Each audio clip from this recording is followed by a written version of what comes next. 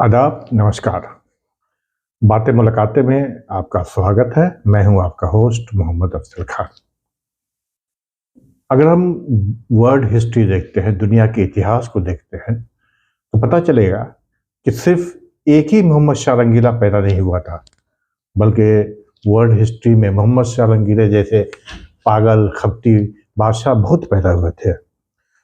1719 में मुगल साम्राज्य के आखिरी दौर में एक बादशाह पैदा हुआ जिसका नाम मोहम्मद शाह रंगीला था, और इस हिस्ट्री में उसी नाम से वो मशहूर भी हो गया। वो एक बेवकूफ़, शराबी, नशेड़ी और अय्याशी करने वाला शख्स था। बादशाह बनते ही उसने उल जरूर हरकतें करनी शुरू कर दी। वो कानून तोड़ने और बनाने में माहिर था। किसी को कोई हिंदुस्तान के सबसे बड़े ओहदे पे बैठा देता था, दूसरे दिन उनको ओहदे से हटा देता था। कभी दरबार में आता था, बोलता था कि जितने कैदी हैं उनको छोड़ दो और उतने ही कैदी नए लोग को पकड़कर जेल में डाल दो। जब वो दरबार में आता था तो तवाइफों के साथ आता था, कभी कभी नंगे चला आता था, और जितने भी उसके दरबारी थे सबको बोलता था तुम लोग भी नंगे हो जाओ। दरबार में खुलेआम वो पेशाब पैखाना कर देता था, और दरबार में मौजूद सभी लोग बादशाह को वाह वाह की तारीफ करते थे। सबको आना पड़ता था, इनकार की कोई गुंजाइश नहीं होती थी। कभी कभी बोलता था कि हर आदमी जो है औरतों के कपड़े के ड्रेस में आएगी, सबको आना पड़ता था। उसके बाद वो पोस्ट और इनामात बांटने में बहुत माहिर था। रोज 4-10 लोगों को वजीर बनाता और 4500 लोगों को शाही इनाम देता, और अगले ही दिन उससे वापस ले लेता। वो तवाइफों के साथ दरबार में आता और लेट कर उनके ऊपर हुकूमत का कारोबार चलाता। वो काजी को शराब से वजू करने पर मजबूर करता। उसने अपने दौर में अपने सबसे अच्छे घोड़े को भी मंत्री पद दे दिया था।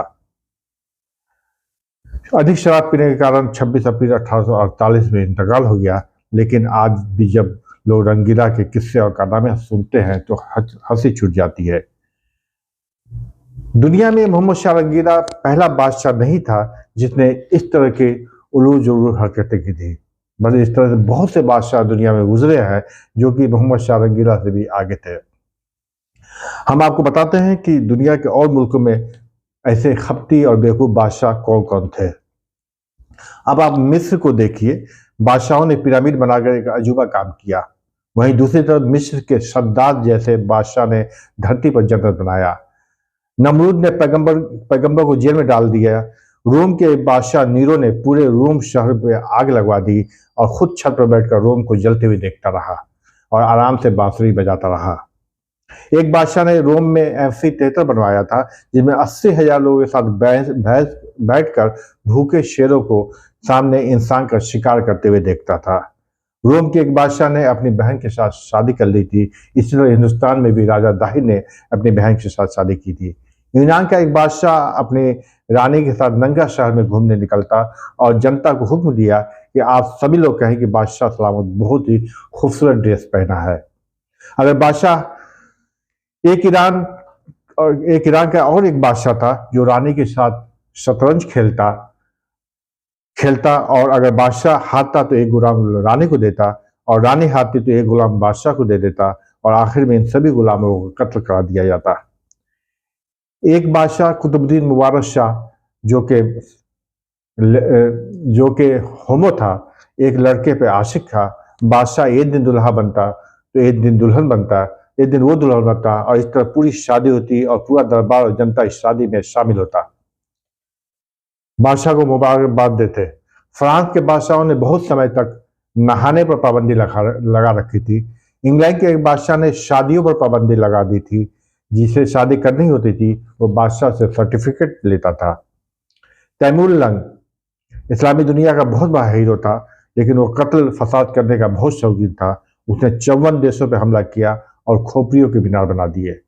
चीन के एक बादशाह ने मर्दों को बुर्का और औरतों को सिर्फ अंडरगारमेंट में बाहर आने का हुक्म दिया। जापान के एक बादशाह ने कश्ती बनाने पर मौत की सजा कर दी थी। एक बादशाह ने दाल पकाने पर पाबंदी लगा दी। इटली के एक बादशाह ने औरतों के हंसने पर पाबंदी लगा दी। ये वही वक्त था जब लॉरेंस विंची ने मोनालिसा की पेंटिंग बनाया था, इसलिए पेंटिंग में भी मोनालिसा ने अपने होंठ बीच रखे थे।